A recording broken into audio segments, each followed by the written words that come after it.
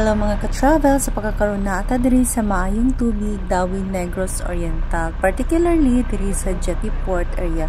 Mao gini ang bag-ong pantalan going to Apo Island. Soon, kung mag-open na gid ni siya, diri na moagi ang mga pump boat nga pang turista going to Apo Island. So as you can see ni Soroy me diri, mendras wala pa'y tawo, wala pa'y nag-operate para makita dyan nato unsa kanindot kining Jetty Port diri sa Dawin.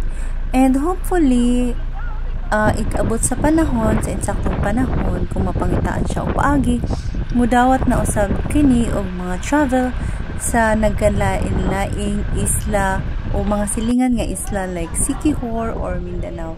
So inigsulod nato diri, bungga kaayo siya, kay mao ni siya ang interior niya.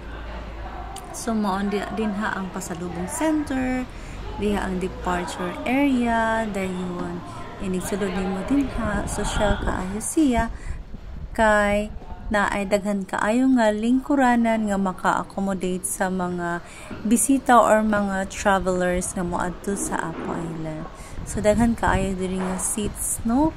In fact, pag ari na mo dinhi, padayon pa sila nga nag-polish ang mga trabahante, kay the following day ani mao ang pag-inaugurate sa mao nga Jetty Port, o naa sila VIP diri nga mo bisita nga mo attend. Mao si Senator Mark Villar, ang governor usab diri sa Negros Oriental, nga si Governor sa Garbaria, mga mayor sa nagkalain-laing lungsod, and of course ang atuang official diri sa lungsod sa Dawin nga pinanguluhan ni Honorable Galig Mayor Truita. So karon na nata diri sa second floor.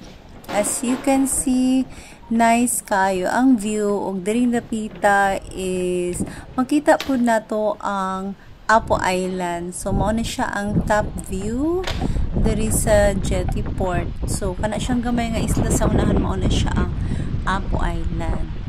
So pag ari na to diri, of course wala pa nag-open, wala pa siya nag-operate, o diri dapita usab mao kani ang top view sa may entrance. So very opposite kaayo na siya before.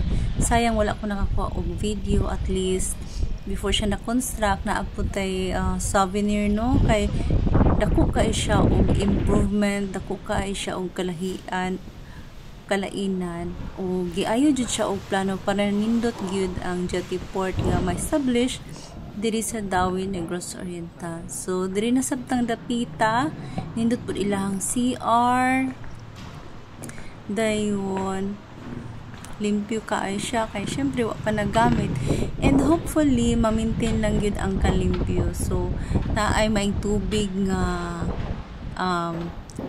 river, kigaman siya og gamay nga taytayan. So diha dapita ang arrival o departure area. So for now, mao na ni siya ang inauguration day. And Dawin is very much lucky nga gibisita gayud sa ato ang senator nga si Senator Mark Villar. So nakuha na to ang suporta nila, ug niari gayud sila sa inauguration. And of course, naa silang Governor Chaco ug uban nga mayor sa lain pa nga mga lungsod, atong mga silingan nga mga lungsod na nihatag og support diri sa lungsod sa Dawin. So na siya si Senator Mark Villar.